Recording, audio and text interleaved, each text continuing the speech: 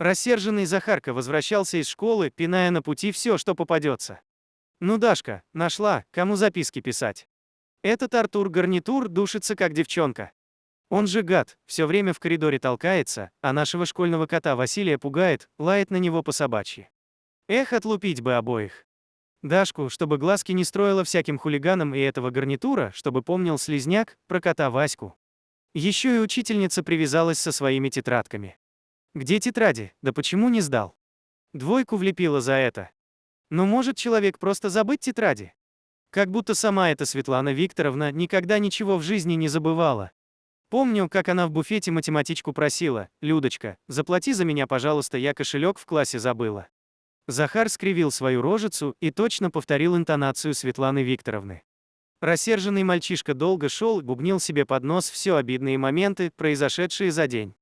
Так он освобождал от них свою детскую душу, выкладывая невидимому собеседнику свои горести. Детская психика таким образом легко скидывала груз отрицательных эмоций, потому что на душе ребенка становилось все легче, настроение улучшалось. Такой вот сеанс психотерапии с самим собой.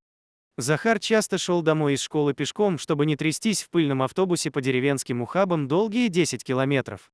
Через лес дорога всегда короче, да и наедине после школьной сутолоки побыть всегда приятно. В лесу тихо, спокойно, никто на тебя не кричит, не ругается. Здесь никто глазки не строит, как дурочка Дашка.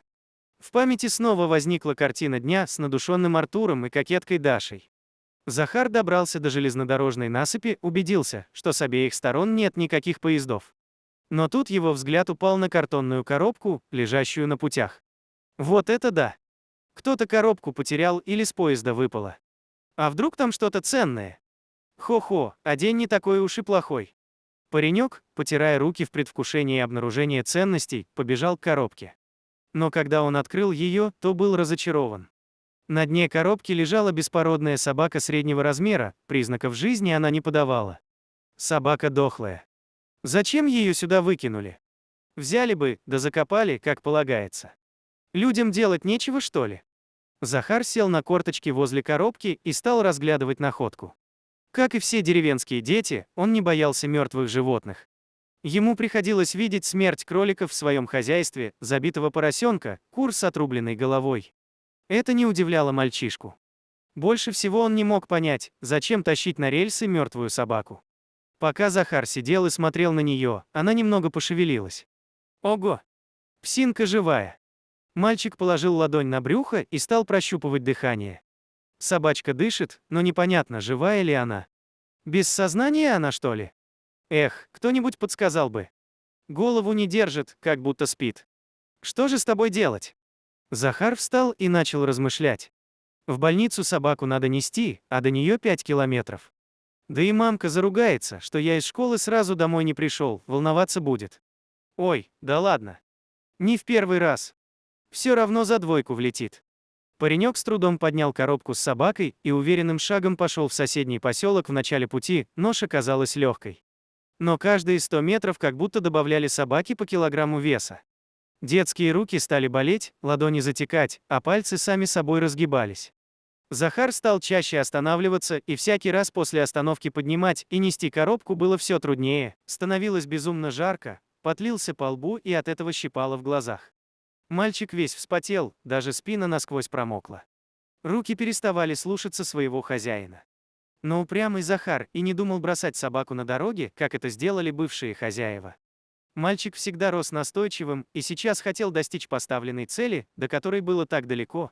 Наконец, на пороге поселковой ветеринарной клиники появился красный от усердия школьник с коробкой в руках. Если бы на нем был банный халат, шапочка и березовый веник, можно было подумать, что он вышел из парной. Вот. Я на путях нашел собаку. Срочно нужна ваша помощь. Звонким мальчишеским голосом отрапортовал Захарка, тяжело дыша и хватая ртом воздух, плюхнул коробку на смотровой стол. Медсестра в приемном отделении подошла к коробке и заглянула внутрь. Ее лицо сразу изменилось, когда она увидела больную собаку. «Петр Игнатьевич, посмотрите, какого нам пациента принесли. Сможем ли мы ему помочь?» Тихим голосом спросила медсестра у входящего ветеринара. Похоже, собаку кто-то сильно избил, прежде чем засунуть в эту коробку. Она впала в кому, помочь в обычной клинике ей было уже невозможно. Врач направил пациента в областной ветцентр, где более современное оборудование. Но для этого понадобятся деньги. Парнишка взял все свои накопления, какие собирал для свидания с Дашей, и повез собаку Найду, так назвал ее Захар, в область.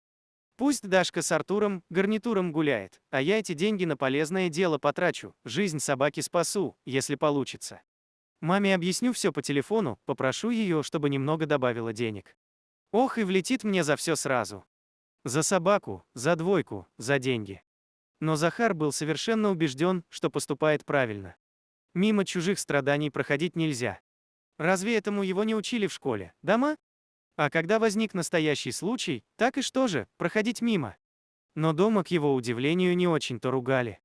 Мама запустила пальцы в его растрепанные мокрые волосы, поцеловала в лоб, прижала к себе и сказала: «Эх ты, горе мое, луковое!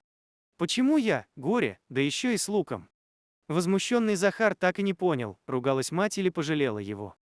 Ничего не понимая, отправился умываться перед ужином. Несколько дней проведя в областном центре, собака пришла в себя.